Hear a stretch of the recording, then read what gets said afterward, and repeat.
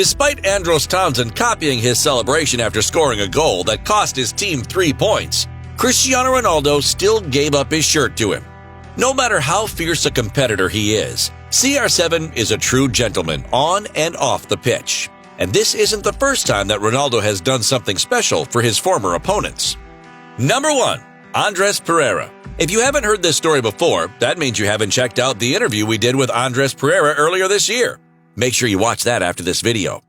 During the interview, Andres spoke about playing against Cristiano and asking for his shirt. I say, Chris, can I have your shirt? And he looked at me and he said, yeah, of course. The game didn't go well for Ronaldo and Juventus, with the score finishing 1-1. Frustrated with his performance, Ronaldo stormed down the tunnel, leaving Andreas without the shirt. But he wouldn't be left waiting for long. Then when I went inside, I was speaking with Alexandro, and after he came out and he said no, here's your shirt, I didn't forget about it. Number 2, Marcus Rashford. It's crazy to think that CR7 and Marcus Rashford are now teammates. But before they were teammates, Rashford was simply a fan of Ronaldo. From his free kicks and dribbling style to even how he conducts himself off the pitch, it is clear to see where the Englishman takes his inspiration from his idol. That must have made it all the more special when Rashford received some special gifts from Ronaldo. Back in 2018, Rashford posted pictures to Instagram, thanking the Portuguese star for the gifts he had sent him. These included brand new Nike trainers and a signed shirt. I'm sure now there will be plenty more where that came from. Number 3, Emmanuel Giassi. Ronaldo's impact in football is so strong that he is often the idol for his opponents. For Ghanaian striker Emmanuel Giassi, one of his biggest dreams was to share the same pitch as CR7. His dream came true after securing a move to Italian side Spezia. Despite losing 4-1 in his first meeting against his hero, Giassi was proud to have the opportunity to speak to Ronaldo. He asked for Ronaldo's shirt, but on this occasion, he wasn't able to get it. Ronaldo would remember this, however. When the two faced each other again, Giassi was shocked to find that he hadn't been forgotten. In the second game, before we started the game, he just came to me and said, "Giassi, how are you?" I was shocked. He remembered me. During the game, he was nervous because in the first half, we, Spezia, played very well, and it was 0-0. He had hit the crossbar, and I saw him run into the tunnel after the first half. So I thought I was not going to get the jersey, but I saw him waiting for me in my dressing room, and I was shocked. Number 4, Fernando Ricksen. You may not have heard of Fernando Ricksen before, but you'll definitely want to hear this story. Ricksen was a Dutch footballer who had quite a successful career, playing for teams such as AZ Alkmaar, Rangers, and Zenit St. Petersburg. He was also featured 12 times for the national side. He retired in 2013, and shortly after, he became seriously ill. He was diagnosed with motor neuron disease, a condition that impacts the brain and nerves and does not have a cure.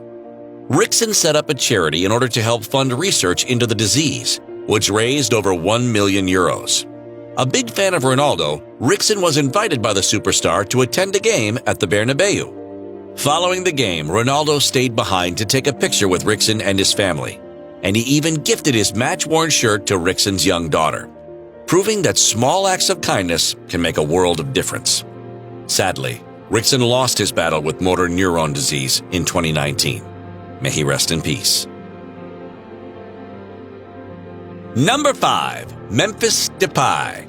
Sometimes a gesture doesn't have to be an expensive gift. Sometimes it can just be some supportive words.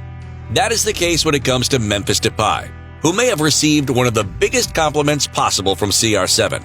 While promoting his new movie in 2015, Ronaldo was asked who he thought were the bright young stars of the future. Among his answers was Memphis. At the time of the interview, Memphis had just joined CR7's former team, Manchester United. He started by showing some promising performances, but things soon turned sour and he was sold to Lyon less than 3 years later. This might make Ronaldo's prediction seem a little bit silly. However, all was not lost for the Dutch winger. He managed to pick himself back up while in France and became one of Europe's hottest properties once again. He now finds himself as the superstar attacker at one of Ronaldo's former rivals, FC Barcelona. Talk about a whirlwind of a career. Number 6, Edinson Cavani.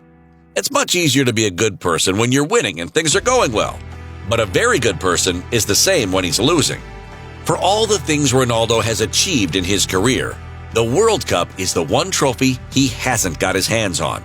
He had every reason to feel confident in 2018, with Portugal having just won the European Championships 2 years earlier. However, Portugal found themselves behind in the first knockout round to Uruguay. With just 20 minutes left, time was running out. To make matters more frustrating, Uruguayan star Edinson Cavani went down with an injury.